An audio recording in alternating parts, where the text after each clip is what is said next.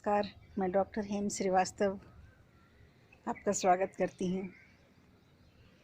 क्या कोरोना की तीसरी लहर भी आएगी? ये तीसरी लहर जो कि अभी आई नहीं है, बड़ी चर्चा में बनी हुई है। अभी तो 2 लहरों में ही देश बहुत परेशान, तबाह है। हर रोज़ 3 से 4 लाख नए संक्रमित सामने आ रहे हैं, रिकॉर्ड हो रहे हैं। तो क्या तीसरी लहर बहुत ज़बरदस्त होगी? ऐसा कहा जा रहा है कि अभी पहली वेव गई, दूसरी वेव चल रही है और तीसरी भी आएगी। तो क्या तीसरी वेव और ख़तरनाक होगी? देखिए, वेव्स पर वेव्स आ सकती हैं। अगर यह विदेश से आ रहा है या किसी तैयारी के तहत वायरस आ रहे हैं यदि, तो फिर कहना बड़ा मुश्किल है कि कितनी सारी वेव्स आएंगी, कितनी लहरें आएंगी और कितना प्रभाव डालेंगी, कितना प्रभाव डालने का प्रयास करेंगे। लेकिन ये तो तय है कि अब हमारा वैक्सीनेशन कार्यक्रम बहुत आगे की ओर जा रहा है।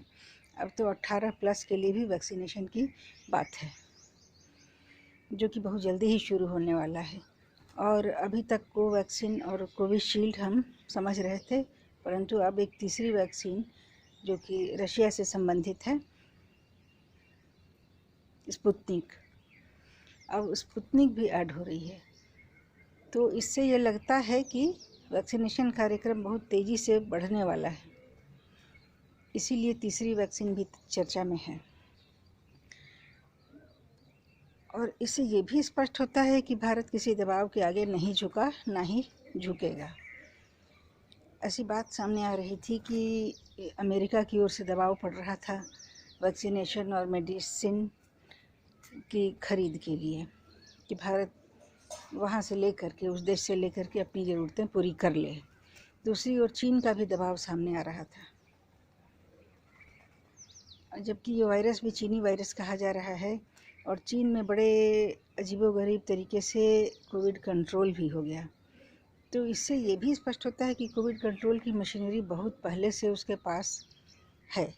तो जब उसके पास बहुत पहले से ही है, तब ये वैक्सीनेशन अब ऑफ़र करना या फिर मदद की अब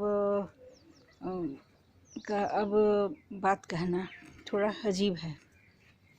लेकिन ये सही रहा कि भारत ने ऐसे किसी भी दबाव के आगे झुकना मंजूर नहीं किया है, बल्कि अपने पुराने मित्र रूस पर विश्वास करना ज़्यादा सही समझा है।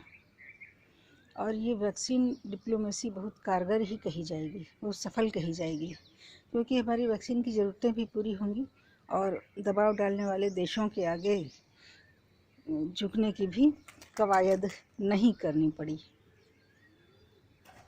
फिर मिलेंगे हम, अपने विचार देंगे, अपनी राय देंगे कमेंट सेक्शन में। जय हिंद, जय भारत।